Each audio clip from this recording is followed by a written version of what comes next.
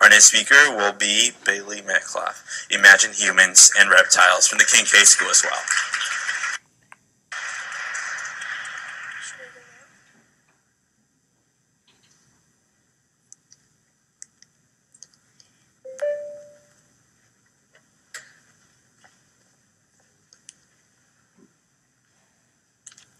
Imagine a world where humans and reptiles can live side by side with no harm. My name is Baley, and I am in 4th grade. I can't remember when I first became interested in reptiles, but it was a long time ago when I was a little kid. I'm a member of the East Texas Herpetological Society. For all those who don't know, herpetology is the study of reptiles. When I first heard about the TEDx, I thought, wow, what a perfect time to talk about what I love most, reptiles. I started with an 8-week-old snowcorn. I was told this would be a good snake to begin with. I now own 4 snakes, 8 lizards, 1 turtle, and 3 frogs. Reptiles should be respected and investigated more. You don't need mouse traps or poison in your backyard when snakes are around. Farmers love indigo snakes. They eat the rats and save the grain for the cattle. They also eat the rats that spread disease. You know, there are many people allergic to cats and dogs, but have you ever heard someone allergic to a snake? No. Do you find this sign offensive? I do. I have 3 dogs. So how do you think herpetologists feel about the sign on the right? Imagine a world where reptile lovers can live next door to dog and cat lovers without getting the evil eye. No one would think they have snakes. So weird. Imagine a world through the eyes of a reptile. Most are really scared. They don't know we are trying to help them. Most are confused and stressed when someone's running after them with a rake trying to kill them. Do you want someone 200 times your size chasing you?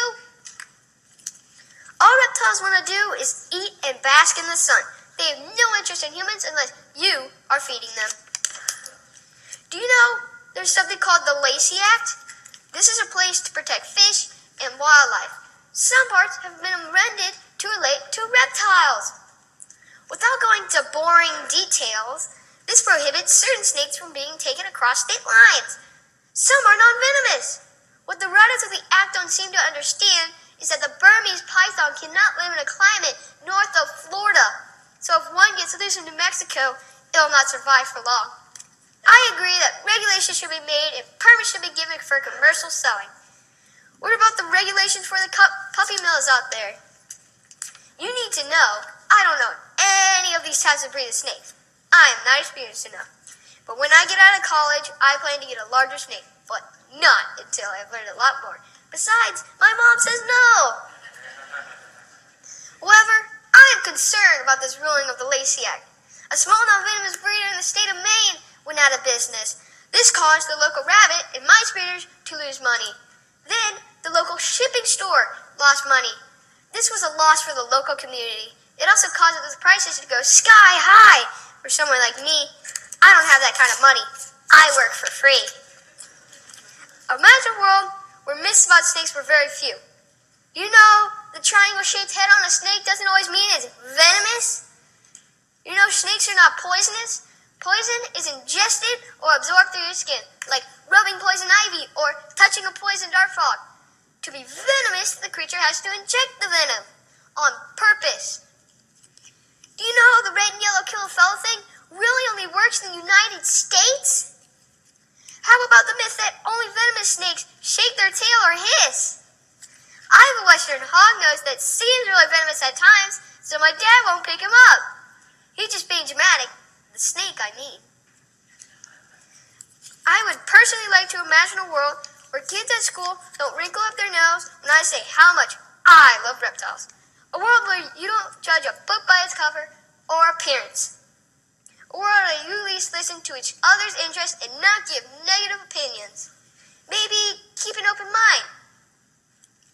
I have several friends who have been to my house and have held my pets, and they are now begging their parents for a lizard or a snake.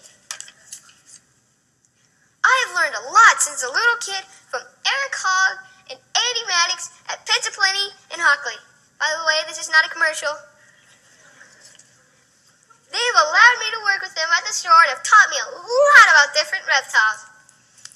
I'm not just beginning my knowledge, but I am excited about what the future holds in my world imagined. Thank you for taking the time and listening today, and I hope the next time someone talks badly about reptiles, you will stop and imagine a world where we all belong.